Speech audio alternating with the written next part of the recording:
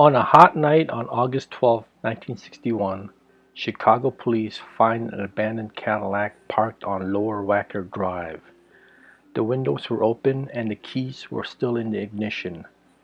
There was a familiar smell coming from the trunk, and when the police opened it, they found a ghastly sight. Inside was the stinking corpse of a 300-pound man who was brutally tortured. There were burns, bullet holes, and slices all over his body. His genitals were completely removed.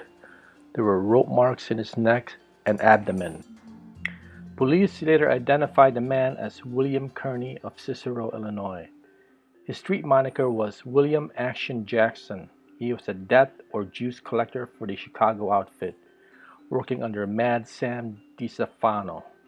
According to mob sources, he was tortured because they thought he was an informant for the FBI. It was decided by the outfit's higher-ups that he needed to be taught a lesson.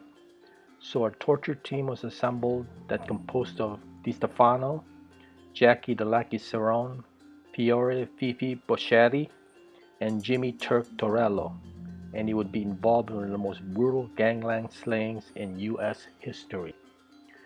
The group lured Jackson by gunpoint into an abandoned meat processing plant in the South Side, where they beat him up for a confession for being an FBI snitch, and Jackson repeatedly told his so-called friends that he was not. Unsatisfied, the murderous group somehow picked up his large body and hoisted it up on a meat hook through his rectum. And then the real fun began. First they stripped him naked and shattered both his kneecaps with a baseball bat. They broke his ribs, stuck him with sharp objects, used a cattle prod on his penis and anus, make him evacuate all of his bowels, burned part of his body with a blowtorch, and told him how they were going to kill his wife and children if he did not confess.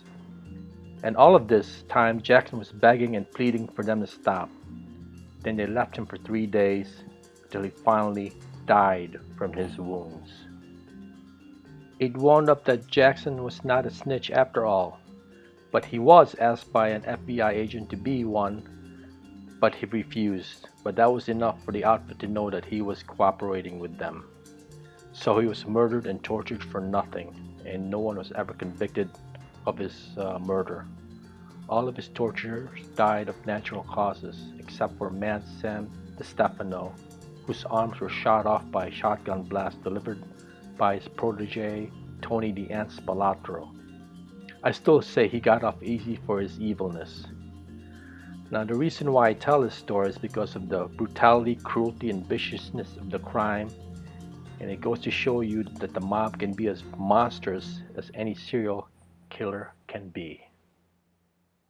Thanks for watching, and watch for my next video.